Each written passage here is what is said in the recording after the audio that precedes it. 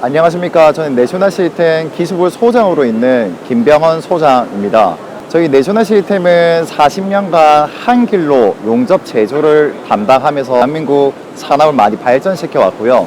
산업이 개선이 되면서 신소재적인 부분에서 많이 개선이 되고 있습니다. 근데 소재 개발만 해서 되는 게 아니고 소재에 맞게 용접기에 대한 전반적인 시스템도 동시다발적으로 성장을 해야 되기 때문에 그 부분에 있어서 대한민국 발전을 동시에 개선과 개발을 해온 회사가 저희 내셔널 시스템이라고 볼 수 있는 부분입니다. 용접을 하게 됐을 때 열악한 조건이나 속도나 이제 정밀한 용접을 요구를 하는 상황들이 우리가 알게 모르게 정말 많다고 보실 수 있습니다. 용접을 해야 되는 구조물이나 두께, 사이즈 이런 게 다 불규칙하다 보니까 원하시는 이제 모재의 크기의 기준에서 저희가 설계를 따로 해서 이런 비슷한 용접 자동화 장비를 직선형 로봇 자동화 장비라고 불리기도 하는데, 그러니까 용접의 기술적인 요소가 없다 하더라도 설계가 되어 있는 장비에서 용접이 끝난 다음에 모재만 왔다 갔다 하시게 된다면 훨씬 더 원활하게 이제 인건비도 줄일 수 있고 작업의 속도를 올릴 수 있는 이런 맞춤식 장비도 많이 개발을 할 수 있는 부분이 있습니다. 아무래도 이런 자동화 장비를 하게 됐을 때는 사람 손으로 하는 것보다는 정밀한 용접, 예를 용접 후에 EDS, SEM, RT, UT 이런 이제 정밀한 용접이 잘 된 검사, 조직도 검사를 하게 된 이제 정밀한 이 용접을 해야 되는 회사가 될수록 사실 이런 자동화 장비를 추천을 드리는 편이기도 합니다. 제가 지금 소개시켜 드리고자 하는 거는 레이저 용접기라 보시면 됩니다. 아무래도 정밀하고 이제 용접이 더 잘 되고 소재적인 부분에서 불량이 없게 만들어지는 이제 용접이라는 기준 자체는 아무래도 티그 용접기라고 이제 많이들 아시는데, 그 티그 용접기보다 작업 속도는 10배 이상 빠르다고 볼 수 있는 레이저 장비를 좀 소개시켜 드리고자 합니다. 용접의 두께에 따라서 출력이라는 기준이 다르다 보니까 상담 시에 이제 추천해 줄 수 있는 이제 표면적으로 드러나는 1000, 1500, 2000, 3000 이렇게 추천 드릴 수는 있겠지만 손님들이 많은 이제 산업군에 있어서 알루미늄을 집중을 한다, 스테인리스를 집중한다, 철을 집중을 한다, 아연 도금을 집중한다, 저탄소관, 고탄소관 이런 여러 가지 분야가 있습니다. 그런데 레이저 장비도 저희는 그런 집중을 할 수 있는 이제 모드라는 이제 레이저 장비들이 다 있다 보니까 아무래도 레이저 광전자 기술적인 부분에서 집중을 할 수 있는 연구 소질이 있다고 보시면 됩니다. 꾸준하게 이제 개선과 연구와 이제 그런 투자를 하면서 아무래도 대한민국 이제 최고의 레이저 용접 회사가 됐다고 자부를 하는 부분이거든요. 네, 2000W, 1500W.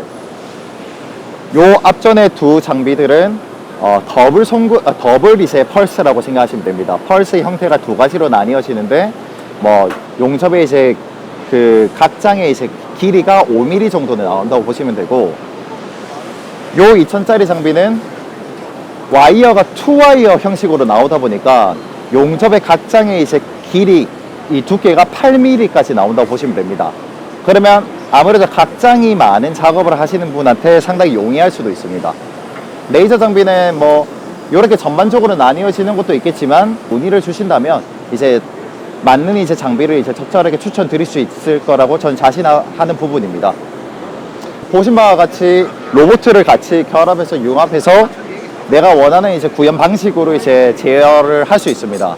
근데 많은 손님들이 로봇이면 모든 올인원으로 다 용접을 할 수 있다고 보시는데, 예를 들자면 앞에 보여드렸던 턴테이블을 통해서 이제 360도 더 560도 이렇게 이제 더 많이 갈 수 있는 단순한 돌려서 하는 장비랑 좀 별개로 로봇 같은 경우에는 단순히 돌려서 용접을 하는 형식에는 좀 약할 수도 있습니다.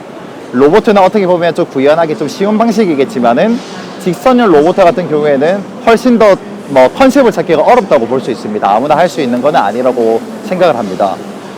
현재 로봇을 결합해서 이제 레이저를 접목한 거는 앞전 레이저 장비랑 다르게 휴대용 장비라고 볼 수 있습니다. 무게는 38kg가 되고 아무래도 휴대성을 고려해서 작게 만든 장비다 보니까 신제품이라고 볼 수 있습니다. 현재 이 장비는 레이저 광전자를 이용한 레이저 용접기에 들어간 레이저 광전자를 이용한 레이저 클리너라고 보시면 됩니다. 하게 만들어진 이제 부속품 같은 경우는 재활용하기 위해서 이제 재가공을 한다는 느낌으로 들어가는데, 요런 이제 재활용하기 위해서 들어가는 사상 작업을 할 때 항상 문제가 녹이 제대로 제거를 안 되거나 구현이 하기 힘들다 보니까, 그리고 이제 이 식편이 더 과하게 이제 절단이 된다거나 그렇게 하면 재활용한다 하더라도 이제 그 모터나 이제 이런 기타 등등의 문제가 생길 수도 있습니다. 아무래도 이런 까다로운 작업이다 보니까 요즘에는 오히려 이제 430의 용접사분보다 이제 뭔가 비싸다는 말이 나오는데, 요 레이저 클리너를 이용을 하게 되면 각도가 아무리 어렵거나 이제 구석이 된다 하더라도 모세를 최대한 보존을 해주면서 클리너가 되기 때문에 레이저 클리너도 요즘 각광받는 장비 중에 하나입니다. 네, 제 처음에 설명드린 장비랑 뭐 비슷한 결을 가지고 있는 용접 보조 장치라고 생각하시면 됩니다. 아무래도 이제 이런 보조 장치가 이제 이렇게 원형으로 하면서 용접을 이끌어 가서 용접을 하는 부분이기 때문에 보조 장비가 있는 상태에서 사람 손으로 갖다 대도 엄청난 효율성이 나오긴 합니다. 그런데 결론적으로 갖다 대고 있어야 되는, 이제 정밀하게 갖다 대고 있어야 되는 피로감이 있을 수도 있기 때문에 뭐 이런 보조 이제 또 거치대가 있으면 상당히 좋은 부분이고요. 뭐 보시다시피 로봇팔과 좀 비슷한 구조입니다. 근데 서브 모터가 없다라는 이제 기준의 차이지, 뭐 결론적으로 로봇팔이 대신해서 고정을 해주는 기준이라고 생각하시면 됩니다. 돌아가는 동시다발적으로 출력이 나옵니다. 현재로서는 이제 요 CO2 탄산가스가 나오기 때문에 시운전을 하진 않지만, 그래도 이제 요런 CO2 가스 넣어서 이제 미그 용접이다 보니까 이렇게 자동으로 용접을 시연을 하면 아무래도 생산량이 엄청나게 늘어나겠죠.